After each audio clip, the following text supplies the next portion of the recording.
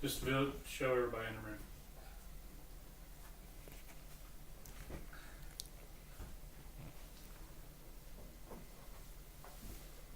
Hello friends, tonight we're going to talk about a subject that you may know someone, or you may have done this yourself. But do you know anybody that stutters? Many people have had a stuttering problem, either when they was young, or they know somebody that goes to school or work. There's a lot involved in stuttering, what that person goes through to be able to deal with that on a daily basis. And one of the things I dealt with when I was young was stuttering. That was something I did from a young age, and even went to speech therapy class from 2nd grade all the way to 11th grade. In thinking about how it could be overcome, we got to think about what it involves, what's happening when somebody stutters. Well, the definition of stuttering is, as far as from the dictionary.com, it says to speak in such a way that the rhythm is interrupted by repetitions, blocks or spasms or prolongations of sounds, syllables, sometimes accompanied by contortions of the face and body. Well, those things can happen, and a person has to learn to get through it just so they can talk. And this is something that's affected not just young ones, but also many famous people. When they were young, they had a stuttering problem. Some of these include Mel Tillis, the country singer. Also King George VI, that they made a movie about his stuttering problem, about how he had to get ready to give this grand speech in front of people. Also James Earl Jones, and Winston Churchill, and also Jimmy Stewart. And one cartoon character made famous, Porky Pig. He was one of the ones that had a stuttering problem. So I heard about some of these as I was growing up. You know, when they would hear me stuttering, they would mention Mel Tillis or Porky Pig. So that was something I dealt with. Some of the things that you do when you're stuttering are either a type of stammering, where the words are repeated, or even a hesitations where you just can't get the word out, or even a repetition of the same consonant sound, either a D sound or a C sound or whatever it is. Myself, I had a problem with the H sound, because you're not really putting your lips together. You're breathing out when you're doing it, so it was a difficult sound to make when you start, especially when you're nervous.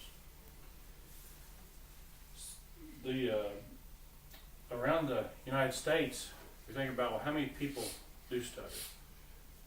This is common enough that there are over 3 million Americans that have to deal with stuttering.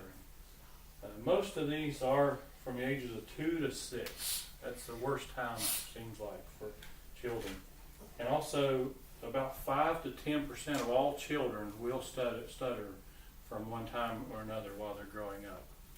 And the difference between boys and girls, statistics show that boys are 2 to 3 times more likely to stutter than girls.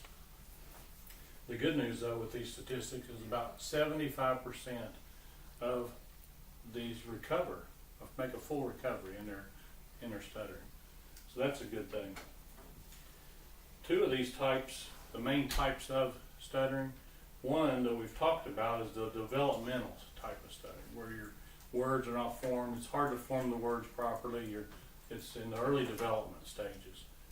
And in the neurogenic comes with people that have had a head injury, or perhaps a stroke, or some other type of neurological happening that causes them to be able to not form their words properly for a time, and it may carry on for some time. And researchers are working with these. They've even pinpointed genes that they can find that show hereditary with some of these stuttering patterns, so they can help ones to be able to recover with these things. One interesting quote by James Earl Jones says that, I quote, "Stuttering is painful. I'd try to read my lessons in Sunday school, and the children behind me were falling on the floor with laughter." So we see how, even for somebody that we think, wow, he's such a great speaker, and now he's known to read things and to be a good orator, but yet he had a stuttering problem when he was young. So that's repeated many times, not just with him, but others as well. Some ways of treatment we can look at for a prolonged success are working with a speech therapist, which I mentioned.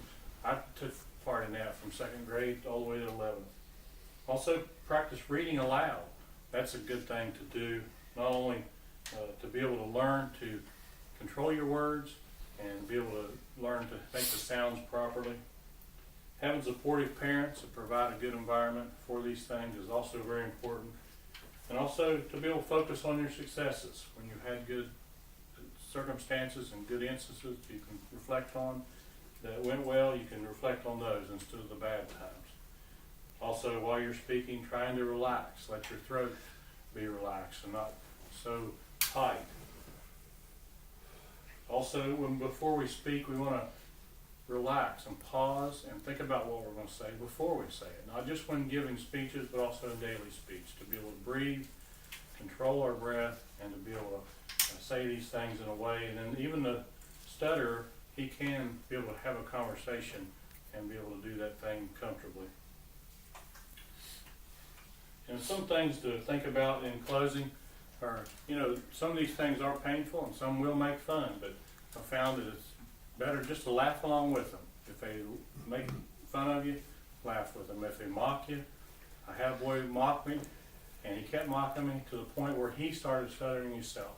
So sometimes you just let them go, and they take care of it themselves. So don't give up, no matter how hard it is, and keep on striving to get better at these things, and helping others that we meet, letting them have the time to say what they're going to say. So as we look at the many examples around us that are not just famous, but others we may know that have recovered in these things, we can see that it definitely is something that can be overcome.